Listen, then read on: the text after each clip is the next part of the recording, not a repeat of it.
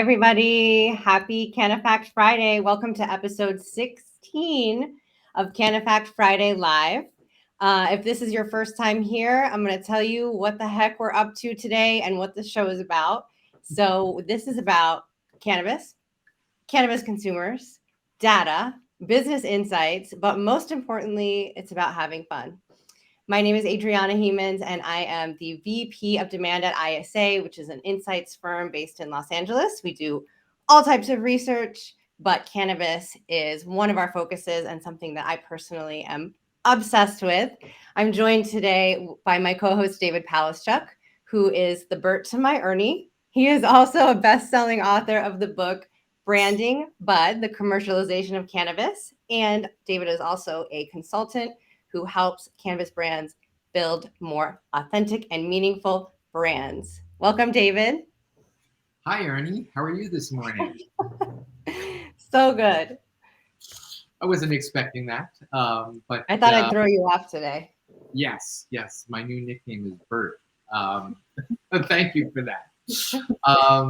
Anyway, it's a pleasure to be here. I'm glad we're here. It's another Friday, another CANNAfact Friday, so we've made it through the week. We've got some really interesting things to chat about. We've got a great guest today.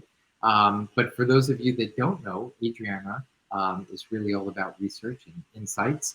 And what she does at her firm is really do the research and contextualize that more importantly. And that's what we do here every Friday, is really take more than one data point, more than one soundbite, but put things together and try to contextualize what's happening in the industry. And we do that not only between the two of us with a team that supports us, but we also do it with the industry guests and influencers that we bring on, and your help, right? So what we love to do is hear from you, the audience. We've got the chat bar to the right, so as we go through it, we hope that you'll join us and participate, because that's what it's really all about. So with that, hello there. I see something in the chat right now. Thank you for that. And with that, I'd like to introduce Rick Gillis, who is the president of Tinley. Tinley is a beverage company, not only a beverage company, but a cannabis-infused beverage brand, and also a manufacturer that makes many of the best-known cannabis-infused beverages in California. I'm super excited to speak with him because Rick is full of knowledge. He is an beverage industry veteran. He has worked at Coca-Cola for many years, as well as other big-name beverage companies. I'm really excited to chat with him. He gave us a tour recently when we were down in California, and it was just pretty amazing, all the things that go into making and formulating and creating a cannabis-infused beverage. Even obviously outside of the brand, there's all the science that goes into it. So I'm super excited to introduce Rick and have him join us today. So come on out, Rick. Hey. Welcome. Good morning. How are you today, Rick? I'm awesome. Thank you for that very kind introduction, and it's a pleasure to be on CANNAfact. Thank God it's Friday, but I am just as super as excited as you are. I'm at the headquarters, the U.S. headquarters for the Tinley Beverage Company in beautiful Long Beach, California, in our amazing 20,000 square foot manufacturing and distribution facility. So it's great to be on this morning. It's great to have. The tour that you gave us a couple of weeks ago was so awesome, Rick. I had never actually toured a manufacturing facility before, and it was really exciting to not only learn like the science behind everything that's being put together, but seeing all these brands that we know and love on the shelves, getting ready to be shipped out to consumers. It was cool to be that close to where the magic happens. Well, it was a pleasure to host you both, and you're welcome back anytime. Nice. Okay, so let's do this. What we want to do is definitely start asking Rick some questions and dive into his vast knowledge. But first, we're going to throw up a fun little stat. And what we want to do is make sure that our audience feels free to participate. So we're going to ask you to put your guess in the chat as we share our first stat. All of these ones that we're sharing today are related to cannabis beverages. And this one specifically is about generations. We thought it would be interesting to kind of look at what are the infused beverage preferences by age group? So we have, of course, millennials, Gen Z. We also are separating out the Gen Xers. And if you look on your screen here, you'll be able to see what that generation means. So this poll was 1,000 cannabis consumers that we conducted in March of 2022. We asked them, which type of beverage are you most excited to try or most interested in trying? And we gave them a battery of options to choose from. These are some options here that we're going to have you guess which one you think was the most preferred or the top choice for cannabis consumers aged 21 to 24. Juice or fruit punch, herbal tea or iced tea, sparkling water, or lemonade limeade. And that's for Gen Z cannabis consumers, ages 21 through 24. And that's the category I fit into. Yeah, it's a smaller group, right? Because it starts at age 21. We don't talk to people under 21, and then it ends at 24. So it's a smaller group of consumers, but obviously one that's going to start growing and expanding and becoming more of a player in the market, right? Especially as they start to age in and get to be a large group that can participate in cannabis. We have a couple guesses in here. Charlene, welcome back. Thanks for guessing. Charlene guessed D, lemonade limeade. We got another guess for D, which does sound refreshing right now. I could go for a lemonade. It does. And you know, while folks are guessing, Rick, what's your thought on this? Well, we make almost all of those here in the facility, but I would be more on the fruit punch side because that would be my preference. Good guess. And you're certainly in the Gen Z cannabis consumer ages 22 to 24 category. We're all tapped in. We're just young at heart, right? That's right. Or you have a sweet tooth is what it is. That's the problem. I've got a sweet tooth problem, but we have a dissenter here in Ryan Anderson. Thank you, Ryan. Ryan's going with C, sparkling water. And we have a guess from Aaron Zyglis, D. Looks like so far we have 4 guesses for D, lemonade limeade, and 1 guess for C, sparkling water. And we still need a drum roll, Adriana. Let's do it. Ready? Answer is juice and fruit punch. What do you think? Are you surprised by that? Looks like our audience was a little surprised. They thought it was going to be What's interesting is that they're both, you know, very, very sweet. And, you know, often people either drink things sweeter when they're younger or when they're trying to hide a flavor profile. So that's interesting to me. You know, I think technology has brought us a little bit beyond the trying to hide the cannabis flavor, but right. I think it's interesting that, you know, they're the sweetest of the sweets are the ones that are appealing to the younger category. And the lemonade limeade was a really, really, really close second, like basically within the margin of error. So I think if you get lemonade limeade, you can get half credit for that one too. But yeah, those are the sweet flavors are the ones that they're drawn to, which sort of makes sense, right? If you think about people that are just starting to drink alcohol, I mean, don't want to make any assumptions. I don't think I started drinking alcohol at 21, full transparency, but they may not be as accustomed to like more sophisticated flavors. So that sugar might cover up the taste of things they're not used to. Mm-hmm, mm-hmm. Ryan, I see that you said you should have trusted your first instinct, and that's always the case. That's always the case. Rick, speaking of flavors and levels of sweetness by generation or preferences by generation, you know, when I think of alcoholic beverages, you know, relative to a retail holiday, let's say, you know, there's champagne for New Year's Eve, there's rosé for Valentine's Day, there's beer for 4th of July. You know, there's certain beverages and or flavor profiles that are associated with specific holidays. Do you think cannabis will follow the same suit? Do you think we're looking at a world of similar flavors that we know and love, but in cannabis infused beverages? Oh, I clearly think that will evolve over time. But today, there really aren't drinks designed specifically for those occasions. What I can tell you is that, cannabis index is high around all the likely suspects of the holidays throughout the year. But we just, got through a very exciting, probably the most important holiday for cannabis. It's kind of referred to as the Black Friday.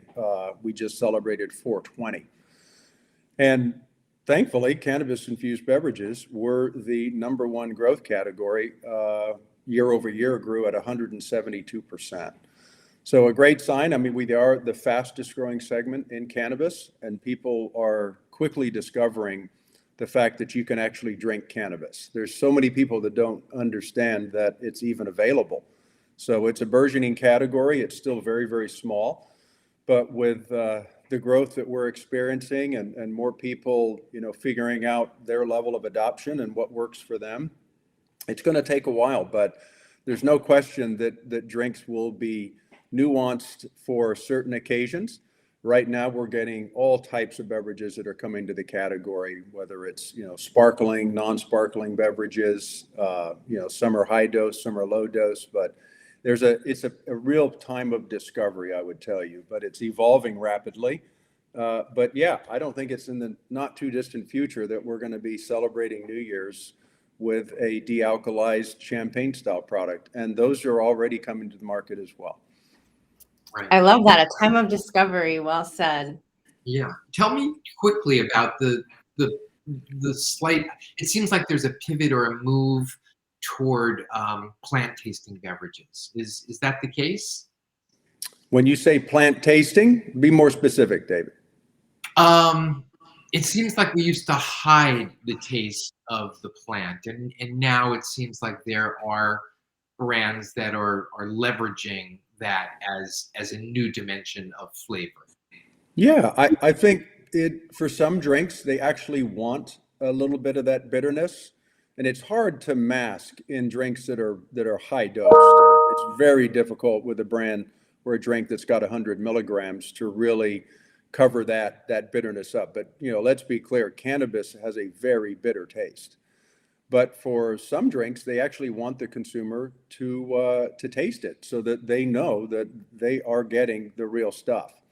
But the majority of drinks are definitely covering up that flavor. I mean, our portfolio specifically works hard in the formulation to make sure that there isn't going to be that bitterness. It can be off tasting to some consumers, and particularly the new consumers that are coming into the category. So we fall into the microdose area, and probably 50% of the drinks that we're manufacturing here are split between real high dose drinks. Most of those are non-carbonated, and low dose drinks. We have a comment from Ashley Dickerson. We need cannabis energy drinks, kombucha vibes. That does sound refreshing. Yeah, kombucha will take a while. That's a very involved manufacturing process to be able to do kombucha, and it's also a cold chain required product. And the infrastructure for cannabis beverages, whether in manufacturing, distribution, or retail, aren't ready for those style of products. We're getting close. I mean, there's adaptogenic teas that are coming out, but energy drinks will be a little bit challenging because you can only have caffeine in cannabis drinks that's naturally occurring. So you can't, inject synthetic to really jack up that caffeine level. But so you can have an iced tea, but you can't have a Red Bull style correct drink. Correct. Interesting. Rick, if you don't mind if I chime in with a question, when we went to your facility and toured and saw the processes that you were going through, you shared with us some of what went into creating the flavor profiles for Tinley. And I'm curious if you had a certain consumer in mind when you created those formulas and those flavor profiles. Well, the bigger platform, and David mentioned it earlier, around beverage alcohol. I mean, we all know beverage alcohol is a massive, massive category and industry. It's 300 billion strong. And it's thrived primarily because it's socially acceptable. But the downside to alcohol is if you're drinking responsibly, you're not drinking for an onset. And if you pivot to cannabis, where that is actually the intent, and it's a much healthier way to consume cannabis, that was literally our strategy, was to bridge off of the very successful beverage alcohol industry, but bring to consumers those great tasting alcohol style products that we can formulate to make amazing drinks. So we launched 8 SKUs in our portfolio for our ready to drink tonics. This is our best seller. It's our high horse. Of course, we can't use alcohol terms, but that's code for Moscow Mule. This actually won Right. Emerald Cup back in December of 2019, but it's vegan, gluten-free, all natural, no artificial coloring. It's very low in calorie at 30 and 5 grams of sugar. And I like gin and tonics, so we launched Juniper Fly. That's a 25 calorie, 5 gram sugar product, but just delicious. But these are all 5 milligram dose drinks. And then our other 5 milligram per serving, I mean, this is our, cinnamon whiskey style product, very similar to Fireball, called Cinnamon Cask. So this is intended for shots, neat, over ice. People scan the QR code and goes right to our website so they can look at all the other drink recipes. And I'm just showing you half of them. This is our almond cask, very similar to amaretto. I know a lot of consumers love to put a 5 milligram shot, 1.5 ounces in their coffee in the morning. So, we're excited about the portfolio that we brought to the market almost 4 years ago, bridging off of, an industry that, has been very successful. But again, drinking too much alcohol isn't good for you. So we basically are saying, try these alcohol style drinks and enjoy a much more enjoyable onset, if you will. So, it's fast acting. It's less than 15 minutes. It lasts about an hour and a half. And, but you should also drink these responsibly as well. These should be consumed at home, and you got to be 21 or older. I think that's interesting what you just said, that you're not allowed to talk about an alcohol drink on the label, even if there's no alcohol in it. So what you did was clever. It's sort of like an allusion to those drinks that we know. And I think a lot of people will immediately understand when they see it. It's sort of like a nod to that flavor profile. Yeah, the two I didn't show are Mystic Dove, and Dove in Spanish means paloma, so that tastes like tequila and grapefruit soda. And we actually just launched that and our coconut cask, which is styled after coconut rum. And we just launched those in the Ontario Cannabis Store in Canada. So I know our 4,000 shareholders up there in Canada are so excited. They're posting things all the time now that they can purchase our Tinley's products up there. So we'll soon be moving to, Calgary and Alberta and British Columbia and Nova Scotia and all over Canada. So now we can proudly say that our drinks are in the 2 largest cannabis markets in the world, California and Canada. But that's only a small part of what we do. We're primarily a contract manufacturer, so we're making all kinds of beverages here in our Long Beach facility. And that's for not only the Tinley brand, but also for other brands as well. Oh, indeed. This is one of my favorites. That's Cannabis Quencher. We've been producing for them for over a year. This is their 16-ounce number 1 selling flavor, old-fashioned lemonade. I know lemonade was brought up earlier, but this would appeal to your higher dose cannabis, higher tolerance user, because this has 100 milligrams in it. We also produce this product with 100 milligrams in a 2-ounce shot.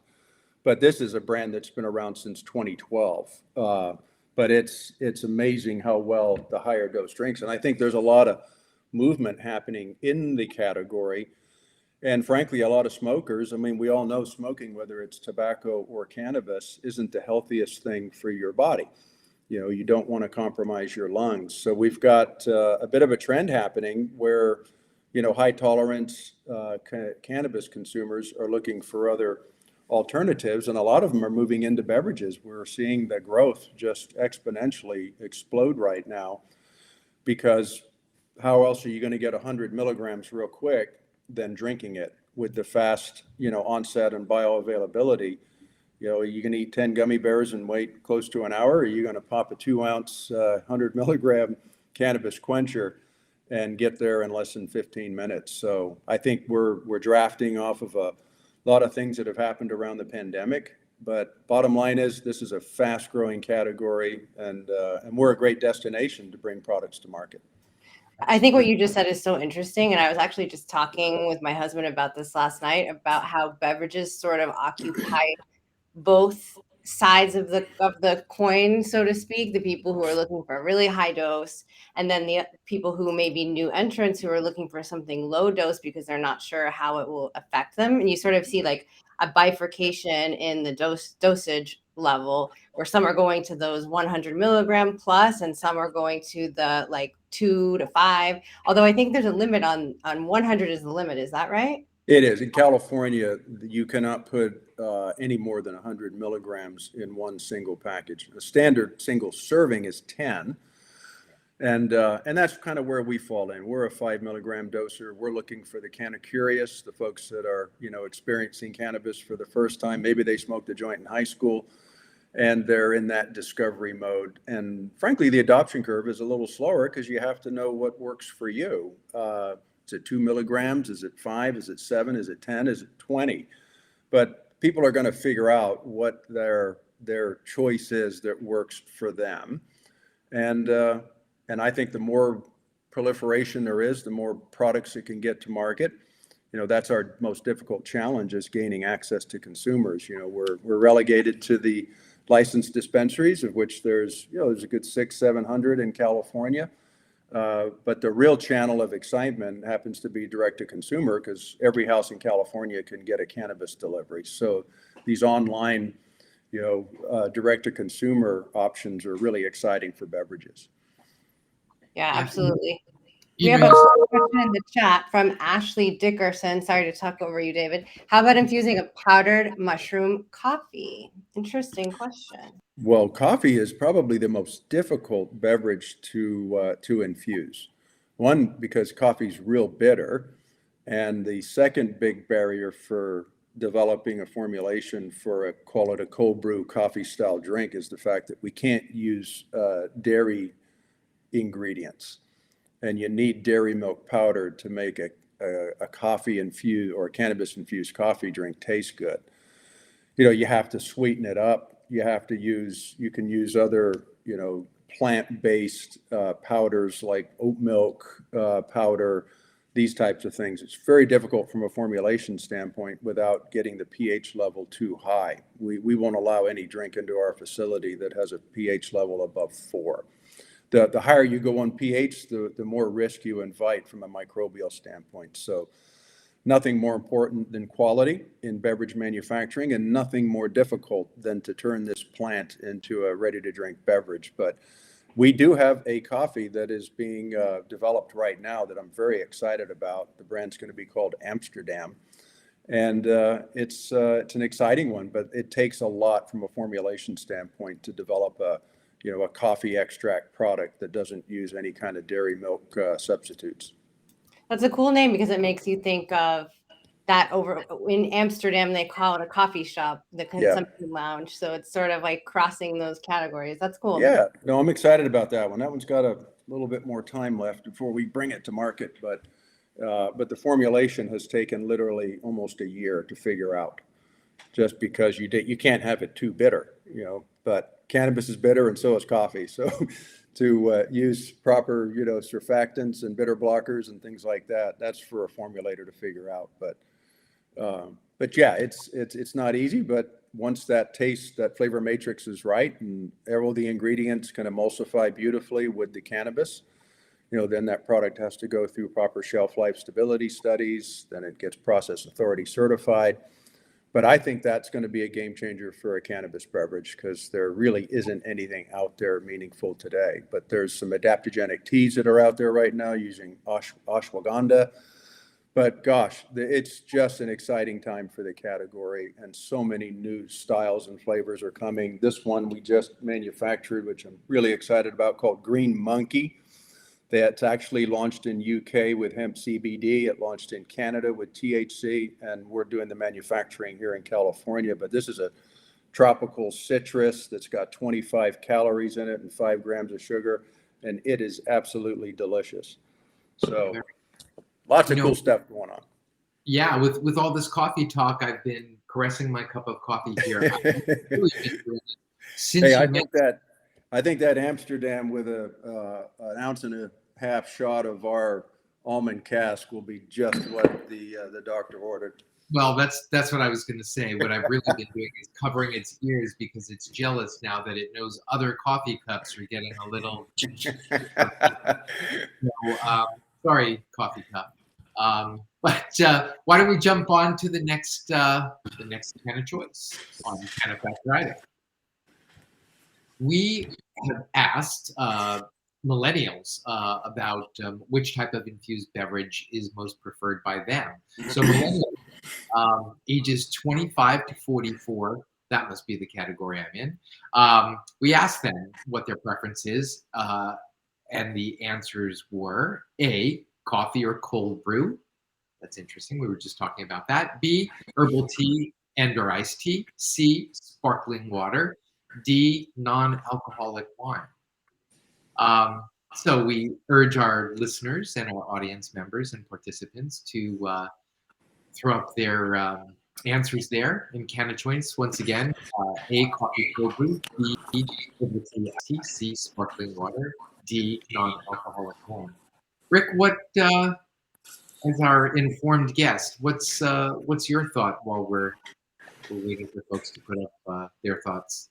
Well, with all the drinks that we've been manufacturing, there's a tendency for people drafting off of the exciting seltzer craze in the U.S. that was started by White Claw and many others followed. We're getting that same impact here in the facility in a lot of seltzer style products. So I'm going to go for that sparkling water, effervescence. A lot of our viewers will agree with you on that one. We have 2 votes for C, Tim and Charlene. We have a couple votes for T. Aaron voted for T. Vanessa voted for A, coffee cold brew. Lucretia voted for A, coffee. Ashley voted for B, herbal tea, iced tea. Looks like we're pretty divided on our consensus here. Yeah, that's interesting. Well, we need a drum roll. Ready? Stereo. Anderson comes in with the B, and the answer is, I hope he's going from his gut, using his gut this time.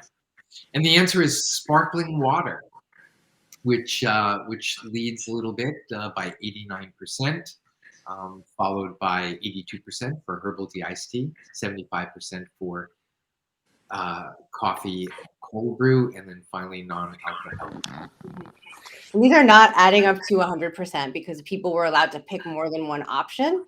I think they were allowed to pick up to 4 options, right? So they go in, they see all these different things. Which one are you excited to try? Which one are you interested in having? And a whopping 89% of people in the age group, millennials, said sparkling water, and it was the most likely choice, which I think makes sense if you think about what Rick just alluded to, that White Claw generation. White Claw obviously is still around and kicking, but I remember that heyday when it came on the market and everybody was incredibly excited about it. Also, a lot of memes about the basic bitch and her White Claw. So, but yeah, it was a good one. I often thought of a product called Cough Tea, which would cover both coffee and Creative, David. it's very much like a dog cat. You know, we're trying to bring people together instead of divide. So just throwing it out there, Rick. Cough We have tea. a comment from Tim. It's like a win-win, drinking water and drinking cannabis, and I can work out and be fine. Good point. I think we saw an interesting move in the alcohol industry when Michelob Ultra came on the scene. I'm totally dating myself, but this was probably in the early 2000s. And I think that was the first time that I can recall when an alcohol was making a health play. I guess you could say like the light beer, but these ads were very leaning into like, we're working out, we're climbing a mountain, we're also drinking Michelob Ultra. They're like wiping off their sweat and toasting each other. And I think that it's interesting to see sort of cannabis go in that direction too, of it's a performance enhancer, it's recovery, it's all these different things. And it sounds like our viewers have a similar viewpoint. Well, I'll chime in, Adriana. That's a great point because, as the science continues to evolve, I mean, let's face it, there's 113 molecular compounds in a cannabis plant. And the more science can research and study and really shape, with the help of terpenes, which really play a huge role in taste, aroma, and that psychoactive effect to really sharpen that onset experience around mood states, I think is where this category is growing. Right now, it's most of the stuff that's being made comes from a distillate that's, overwhelmingly THC driven. So it's going to be hard to really shape even the indica or the sativa type effect. But science is moving quickly in this direction where we're going to evolve from hybrid sativa indica to something that is more mood state driven. And that to me is going to be a huge unlock for this category because it's in the not so distant future that you could wake up almost with an alternative to coffee that can really help you with focus, sharpening, your mind state, your pick me up at 2:00, your chill out after work to take the edge off, and then maybe something to help you really get a good night's sleep from a little 2-ounce shot product. But just stay tuned because science is moving quickly in this direction, and it's all going to be driven by terpenes and really using the whole plant for full spectrum and not necessarily just isolating around THC just to get high. But let me tell you, that will still be a huge part of the category is to drink for, an onset to get that head high, that nice body chill. So, but lots of evolving products to come. And if anyone who's watching has a question for Rick, please feel free to chime in. I have a question actually, and this is sort of jumping off of what we saw when we were at your facility a few weeks back. You were explaining sort of the process of bringing a beer or a wine that is non-alcoholic but infused with cannabis to market. And I was surprised to learn about these additional steps. I'm wondering if you could share that with our viewers. Yeah, well, I think the stage setter is the fact that even the beverage alcohol industry is aggressively pursuing more options for their consumers that really don't want the onset from alcohol. I mean, look no further than, these Heineken 0.0 commercials. I mean, they anticipate and predict that non-alcoholic Heineken is going to be, 20% of their sales in the next, 3 to 5 years. I mean, they're putting a lot of money behind that campaign. There's a huge category emerging called the no low alcohol category. And that's where cannabis can play a big role because there is no alcohol, but you're getting that same flavor experience, but you're getting a more enjoyable high. But there's no question the beer industry is aggressively pursuing cannabis as alternatives. And we see all the major beer companies partnered up with the huge licensed producers up in Canada to start, incubating beverages up there. But their technologies around dealcoholization, it's very expensive. It's more expensive to make a dealcoholized beer than one with alcohol. And there's different processes for removing the alcohol or not letting the alcohol grow in the product from yeast. So sometimes they'll use a lazy yeast and actually produce the beer, making sure that there is no alcohol in it. And some of these processes are using still fermentation, there's nanofiltration, there's lots of different methods. Dealcoholizing wine is also just as challenging. There's a really good company up in Northern California in Santa Rosa called Bev Zero that actually has got great technologies around dealcoholizing beer and wine. We actually don't do that in our facility. That would require all kinds of different manufacturing equipment. But the fact that alcohol would have to come through the facility, that can't happen in a cannabis licensed facility. Cannabis and alcohol cannot be together in manufacturing, distribution, or retail. So we actually get that base product here. We were excited to launch a dealc beer that was actually produced by BJ's Restaurants, that they do that up in their Reno facility. Now, they don't come through us directly because they're publicly held. They don't touch the plant, but they actually partnered up with another unlicensed, call it marketing style agency that helped them develop the product. And, a few weeks ago, we actually brought in, 250-gallon pressurized totes of dealcoholized beer, put it into our closed loop manufacturing system in our pressurized bright tank, and we are able to receive the beer in there through our heat exchanger, get the temp down right, get the carbonation level up right, and then we infused all the ingredients to make that beer taste like an IPA. So it was absolutely phenomenal to watch that happen for the first time. The beer is actually called High PA, very clever, HIGHPA. And it is, to me, one of the most delicious tasting beers with no alcohol in it, but with 5 milligrams of cannabis. And we were excited to debut that beer with the partnership out at Loudlands at Lake Paris on April 16th, which was the first ever single serve licensed cannabis event for consumption 21 and older. It was an awesome event out there at the fairgrounds by Lake Paris. But I think that's going to be a game changer for the industry to have a powerhouse like BJ's behind it, and a very creative marketing company that is also anxious to launch a Mexican style lager and a Belgian style drink like Blue Moon. But beer is definitely the most aggressive segment within beverage alcohol that's definitely looking to exploit what's going to happen as the next biggest thing for adult beverage consumption starts to permeate across the country. But we got challenges ahead still, right? Government's got to get out of the way and deschedule cannabis at the federal level. We need safe banking for this industry. I mean, goodness, the excise tax alone in California was $832 million last year, doubled that of beverage alcohol. That's a spicy one.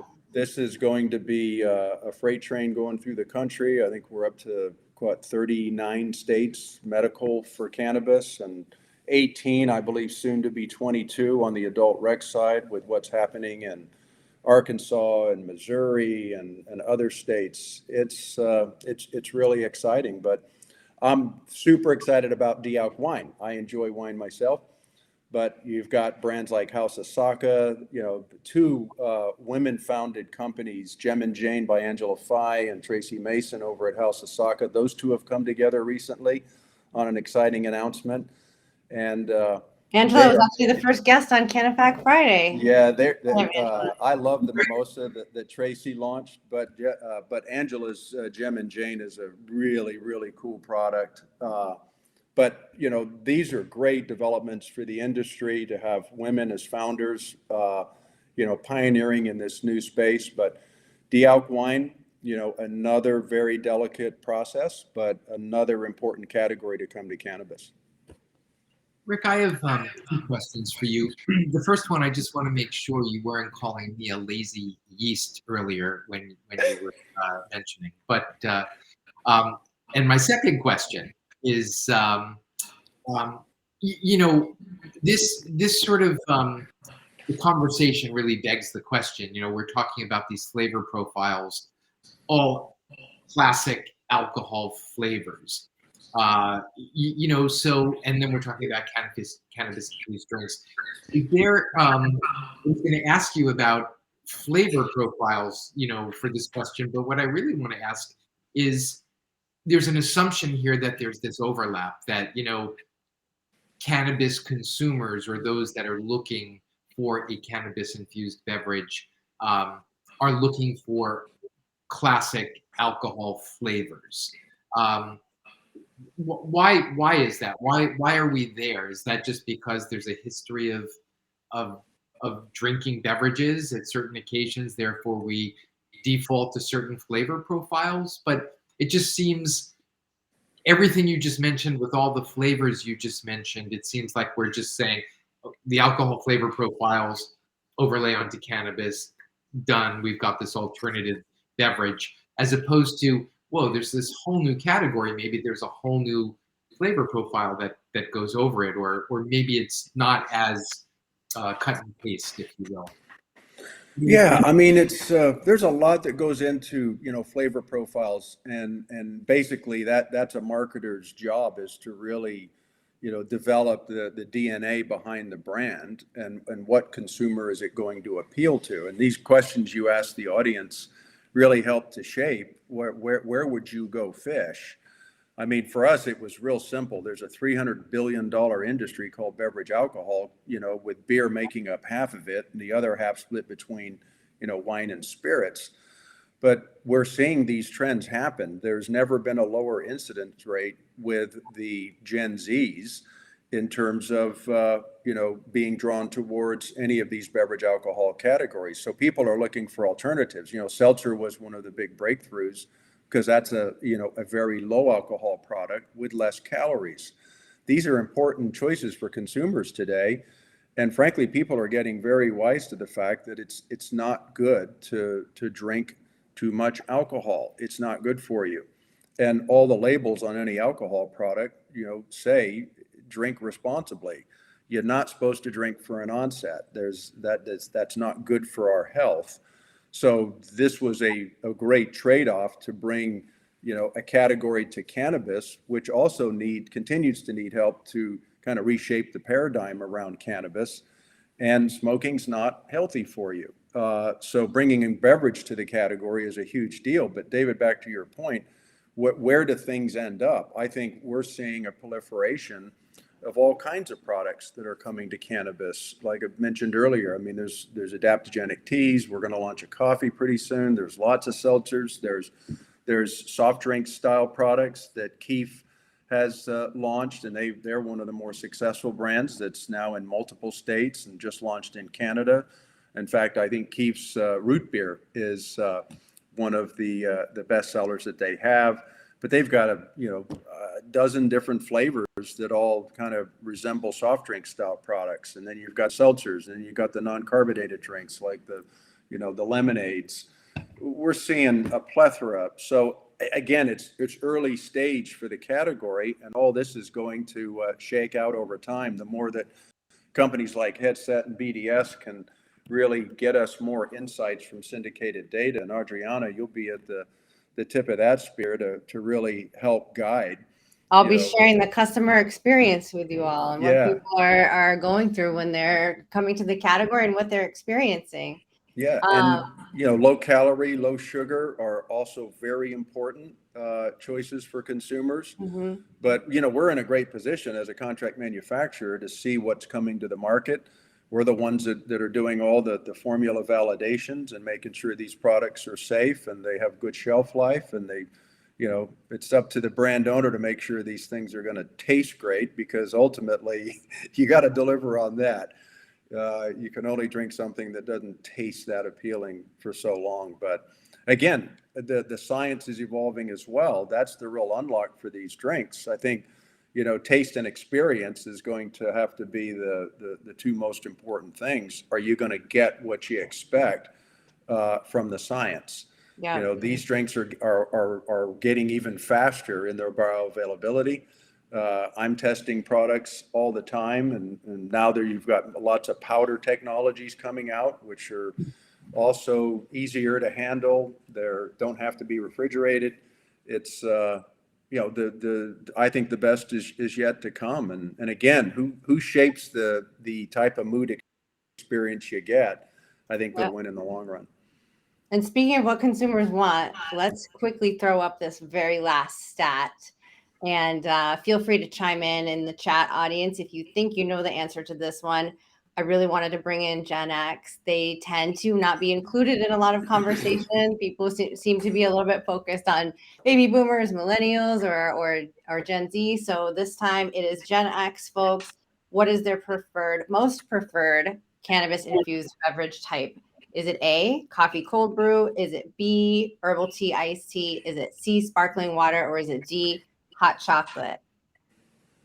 Let me know what y'all think. And in the meantime, I want to share a question from Ashley Dickerson. Do you think the Cali sober trend is attributing to the lean away from alcohol? Interesting question. Thanks for your question, Ashley. Oh, I think definitely. I mean, there's a whole category called sober curious, and that's people that are moving towards, abstinence, drinking less alcohol, drinking it less frequently. And now you've got, months like dry January, dry July, sober October. A lot of people that maybe consume a bit too much at New Year's go, I'm taking a month off.